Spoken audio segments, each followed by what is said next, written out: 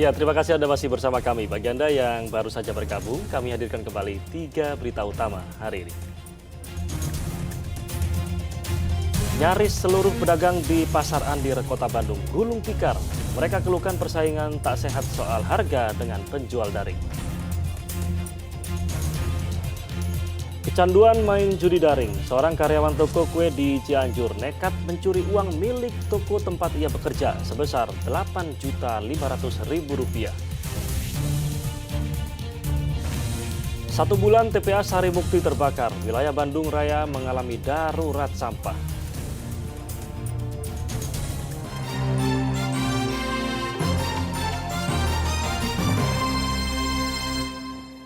Iya, karena kecanduan bermain judi daring, seorang karyawan di Cianjur nekat curi uang milik toko sebesar Rp8.500.000.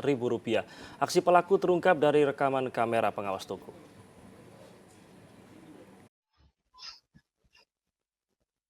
Dengan mengambil kesempatan saat toko kue sedang dibuka, Ricky mengendap-endap mengambil kunci berangkas dari tas temannya, lalu membuka berangkas toko dan mengambil sejumlah uang. Ia berusaha bersembunyi dari temannya, tetapi lupa ada kamera pengawas yang merekam seluruh aksinya. Pria yang bekerja di toko kue Jalan Taifur Yusuf Cianjur ini melancarkan aksinya pada Rabu lalu. Pemilik toko awalnya tidak curiga dengan pelaku karena dinilai sebagai karyawan yang baik, apalagi posisinya sebagai kasir. Pemilik toko mengatakan pelaku sudah 4 kali mencuri uang dari berangkas kasir. Katanya sih dia judi online sih. Jadi katanya dulu saya sempat ngaku sama saya dia tuh udah sembuh gitu ya. Terus kita juga coba ngasih kesempatan dan saya juga nggak tahu dia udah pernah masuk sel. Saya sebenarnya nggak tahu dia kayak gitu ya. Sampai nyuri buat judi online itu kira itu emang biasa aja gitu. Maksudnya sembuh itu maksudnya kecanduan? Mungkin dia kecanduan kayaknya, soalnya ya ternyata kejadian lagi sekarang. Bu, menurut pengakuan udah berapa kali seperti itu? Pengakuannya dia di sini udah 4 kali. 4 kali, totalnya segitu? Iya, totalnya segitu. Untuk yang Akibat perbuatannya, pelaku Ricky akhirnya ditangkap. Di hadapan petugas, pelaku mengaku mencuri uang toko untuk dipakai untuk judi daring. Total uang curian mencapai Rp8,5 juta. Hasil pemeriksaan terhadap pelaku mengakui dan juga langsung menggelapkan karena pelaku sebagai kasir dalam toko kue tersebut. Kerugian kurang lebih 8,5 juta. Jadi sementara kita terapkan pasal 374 penggelapan dalam jabatan. Setelah kita periksa pelaku tersebut, uang tersebut digunakan untuk judi online.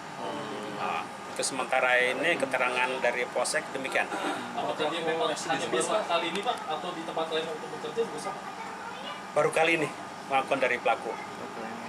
Tapi dia untuk main judi online sudah lama? Sudah lama. Kini pelaku dijerat pasal 374 penggelapan dalam jabatan dengan hukuman paling lama 5 tahun penjara.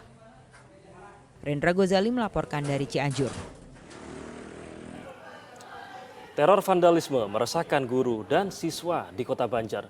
Ruang kelas dan kantor sebuah sekolah dasar dipenuhi coretan cat semprot. Diduga aksi dilakukan oleh kawanan geng motor pada malam hari.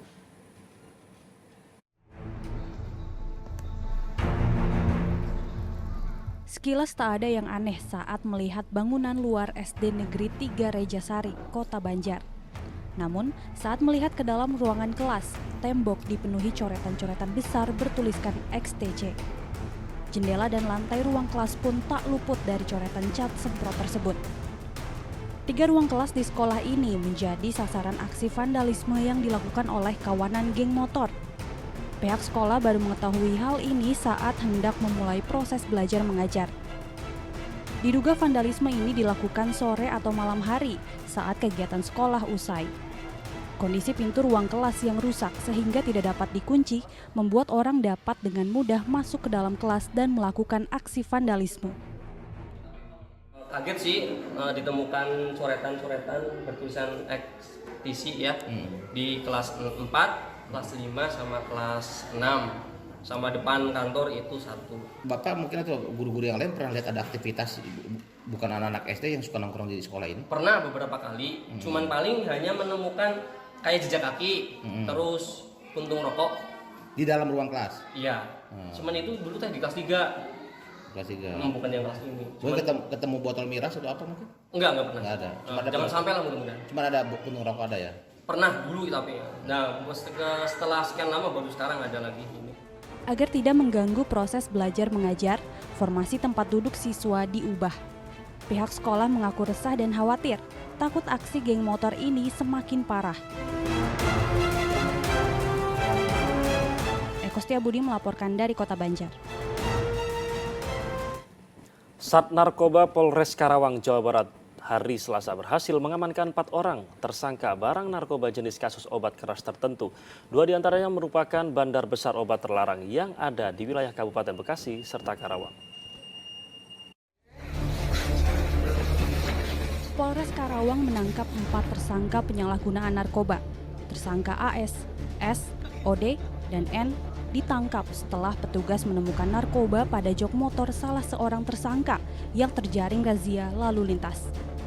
Petugas Atlantas langsung menyerahkan tersangka kepada Sat Narkoba Polres Karawang untuk diperiksa lebih lanjut. Hasil pemeriksaan mengungkap 2 tersangka lainnya, yakni AS dan S, yang bertindak sebagai bandar penyuplai narkoba ke wilayah Karawang. Petugas menyita barang bukti 17.800 butir obat keras tertentu jenis eksimer dan tramadol di rumah tersangka di wilayah Cikarang, Kabupaten Bekasi. Modus penangkapan awal, kita berawal dari hasil patroli Satlantas Polres Karawang melakukan penangkapan dengan kedua tersangka yang dicurigai karena pada saat dilakukan penangkapan meninggalkan motor tersebut. Setelah digeledah ternyata didapatkan barang bukti sejumlah yang ada di motornya. Selanjutnya kita lakukan pengembangan dan kita dapatkan bandar yang di atasnya di wilayah Bekasi. Keempat tersangka dijerat pasal 435 Undang-Undang Kesehatan dengan ancaman hukuman 12 tahun penjara. Syamsun Nursyam melaporkan dari Karawang. Ya, kita beralih ke Bandung Raya. Sebulan sudah TPA Sarimukti terbakar dan gunungan sampah jadi pemandangan umum di TPS hingga jalan. Tercatat 25.000 ton sampah masih menumpuk. Program pemilahan sampah di tingkat rumah tangga yang belum efektif diduga menjadi penyebab penumpukan sampah tersebut.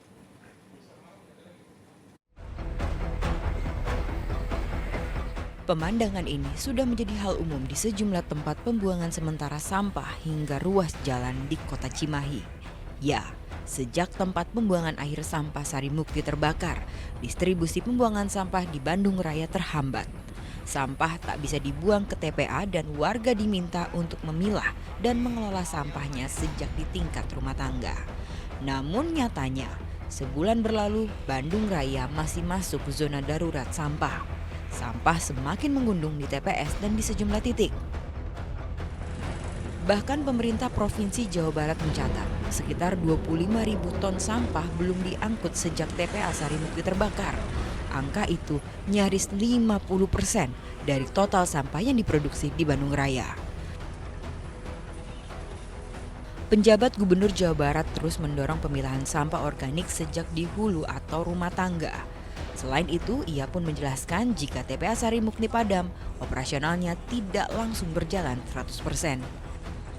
Memang dari sisi mungkin karena tidak diangkut karena TPS-nya juga penuh segala macam ya. Kita mesti cari cara lain. Mungkin saya akan lebih sering berkeliling untuk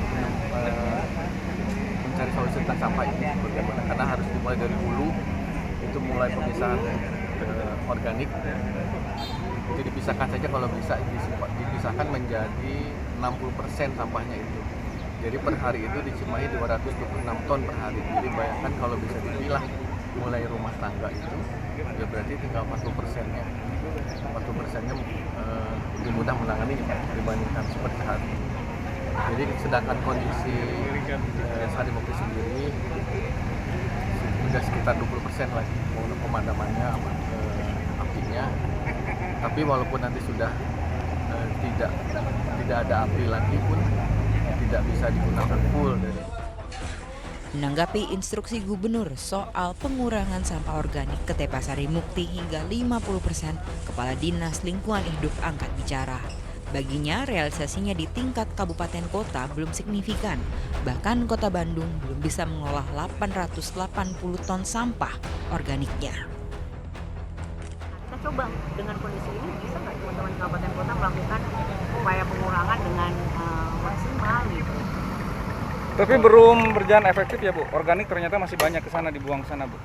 Iya, sekarang lagi kita, ya itu makanya belum terpolakan ya, saya belum lihat, terus terang belum terlihat secara signifikan gitu loh dengan kondisi darurat ini, bahwa masing-masing rumah tangga itu harus mengurangi, harusnya ada edaran-edaran dari para kepala bupati ya, wali kota gitu ya, kepada masing-masing rumah tangga untuk organiknya habis di tempat, kawasan perhotelan organiknya habis, makanya PHRI kerjasama, kemudian pasar harusnya bisa habis, sampah dari daun-daun harusnya nggak usah ke Sarimukti.